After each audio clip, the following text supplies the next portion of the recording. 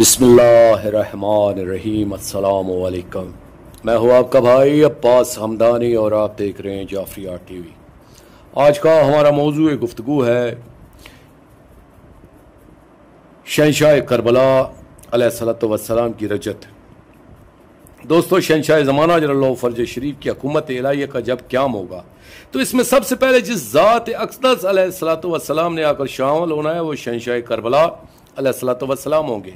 इस वक्त हमारे शहंशाह ज़माना जल्लल्लाहु फर्ज शरीफ शामात, शाम, लेबनान, फ़लस्तीन, उर्दन के ममालिक को फतह फरमाने के बाद दमिश्क की तरफ मुराजत फरमाएंगे तो इस वक्त जनूब मशरक़ की तरफ से एक लश्कर अजीम की आमद के आसार ज़ाहिर होंगे।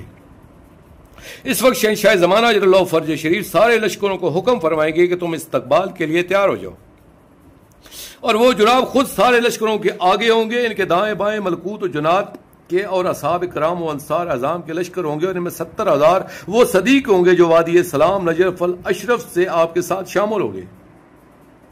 इंतहाई जाओ जलाल और जबरूत के साथ आप रवाना होंगे और इस्तकबाल करेंगे। इस वक्त सारे लोग देखेंगे कि शुदाए करबला अलैहिस्सलातु वस्सलाम का लश्कर होगा, जिनके साथ वो सारे लोग भी होंगे जो इमाम मजलूम अलैहिस्सलातु वस्सलाम के मिशन व आज़ादारी की वजह से शहीद हुए होंगे, या जिन लोगों की ये तमन्ना रही होगी कि हम अपने मजलूम आका अलैहिस्सलातु वस्सलाम को दोबारा शान जलालत के साथ आबाद देखें, और वो भी इस लश्कर में शामिल होंगे। सुम्मा रददना लकुमुल किर्राता की तफसीर में फरमाया गया कि उम्मत मलऊन ने 3 मरतबा अल्लाह जल्ले जलालहू पर जसारत की है। पहली जसारत उन्होंने शहंशाह अमीर कायनात अलैहिस्सलातु वस्सलाम की शहादत की सूरत में की है। इसके बाद उन्होंने अल्लाह पर दूसरी जसारत इमाम हसन मुज्तबा अलैहिस्सलातु वस्सलाम को शहीद करने की सूरत में, और तीसरी शहंशाह करबला अलैहिस्सलातु वस्सलाम को शहीद करके की है। और अल्लाह जल्ले जलालहू ने भी 3 वादे फरमाया है। पहला वादा एक ऐसे गिरवा को मुसल्लत करने का फरमाया है जो इंतहाई सख्त गिर होगा, जिसका क़याम खरूज से कबल होगा, और जो हर इस आदमी की गर्दन उड़ा देगा जिसके हाथ आले मोहम्मद अलैहिस्सलातु वस्सलाम के खून से रंगीन होंगे। और हतमी वादा से मुराद शहंशाह ज़माना जल्लल्लाहु फर्ज शरीफ का खरूज है, और तुम्हें इनके सामने हुकूमत अदा करने का मतलब है इमाम मजलूम अलैहिस्सलातु वस्सलाम और उनके अंसार का इस दुनिया में आना है। इनके सरहाए अतर पर सुनहरी खोद होंगे, और इस वक्त शहंशाह ज़माना जल्लल्लाहु फर्ज शरीफ ऐलान फरमाएंगे कि अब हमारे जदे अतर शहंशाह करबला अलैहिस्सलातु वस्सलाम तशरीफ लाते हैं। इस तारफ का मतलब यह है कि सबको मालूम हो जाए कि वाकई ये वही जुनाब हैं। जिस वक्त शहंशाह करबला अलैहिस्सलातु वस्सलाम तशरीफ लाएंगे तो इनका लश्कर अजीम इस शान से आएगा कि इनके हर जवान के सर पर सुनहरी खोद होंगे, और इनके कंधों पर जुल्फकार सिर्फ तलवारें होंगी। इस लश्कर के सर पर मलकूत मुर्तफीन व मलकूत मसूमीन व मंजलीन के लश्कर परे बांधे हुए होंगे।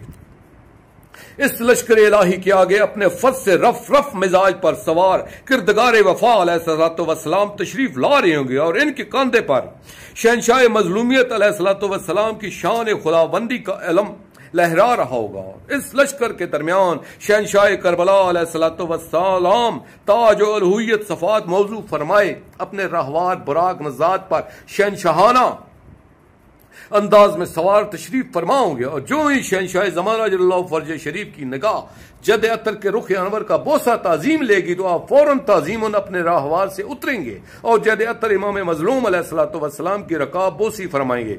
खुदा जाने वो मंजर कितना हसीन होगा कि जब हमारे शहंशाह ज़माना जल्लल्लाहु फर्ज शरीफ अपने जद मजलूम अलैहिस्सलातु वस्सलाम की कदम बोसी को झुकेंगे, और वो जुनाब अपने लख्त जिगर अपने मुंतकिम जल्लल्लाहु फर्ज शरीफ को कांधों से पकड़कर सीने से लगाएंगे। पता नहीं इस वक्त की क्या कैफियत होगी, खुशी की कैफियत होगी या गम की। हाँ, इतना तो हम भी जानते हैं कि आंसू भी बड़ी चीज हैं। ये तो बहने का बहाना ही ढूंढते रहते हैं, चाहे खुशी हो या गम, ये तो बरस ही पड़ते हैं।